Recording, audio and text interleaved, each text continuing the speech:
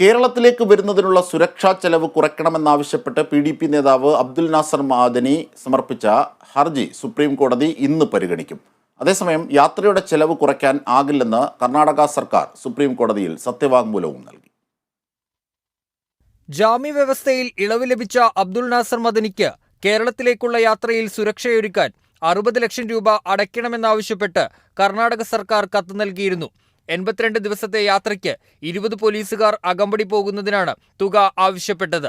ഇതിൽ ഇളവ് തേടി മദനി സുപ്രീം കോടതിയിൽ നൽകിയ ഹർജിയിലാണ് കർണാടക പോലീസിന്റെ സത്യവാങ്മൂലം. യാത്രയിൽ അകമ്പടി പോകുന്ന പോലീസുകാരുടെ എണ്ണവും ചെലവും കുറയ്ക്കാൻ കഴിയില്ലെന്ന് സത്യവാങ്മൂലത്തിൽ ചൂണ്ടിക്കാണിക്കുന്നു. യതീഷ് ചന്ദ്ര IPSന്റെ നേതൃത്വത്തിലുള്ള സംഘമാണ് അകമ്പടി സംബന്ധിച്ച ശുപാർശ തയ്യാറാക്കിയത്. ഈ സംഘം കേരളം സന്ദർശിച്ചാണ് ശുപാർശ തയ്യാറാക്കിയതെന്നും സത്യവാങ്മൂലത്തിൽ പറയുന്നു. കർണാടക ഭീകരവിരുദ്ധ സെല്ലാണ് സത്യവാങ്മൂലം സുപ്രീം കോടതിയിൽ നൽകിയത്. ഏപ്രിൽ 17-നാണ് അബ്ദുൽ നാസർ മഅദനിക്ക് കേരളത്തിലേക്ക് പോകാൻ സുപ്രീം കോടതി ജാമ്യവ്യവസ്ഥയിൽ ഇളവ് അനുവദിച്ചത്. കർണാടക പോലീസിന്റെ സുരക്ഷയിലായിരിക്കണം കേരളത്തിലേക്ക് പോകേണ്ടതെന്നും അതിന്റെ ചെലവ് മദനി തന്നെ വഹിക്കണമെന്നും കോടതി നിർദ്ദേശിച്ചിരുന്നു. എറണാകുളത്ത് പിതാവിനെ കാണുന്നതിനും ആയുർവേദ ചികിത്സയ്ക്കും ഉൾപ്പെടെയുള്ള കാര്യങ്ങൾക്കാണ് മദനി ജാമ്യവ്യവസ്ഥയിൽ ഇളവ് തേടി സുപ്രീം കോടതിയെ സമീപിച്ചത്. National desk, Kerala vision news.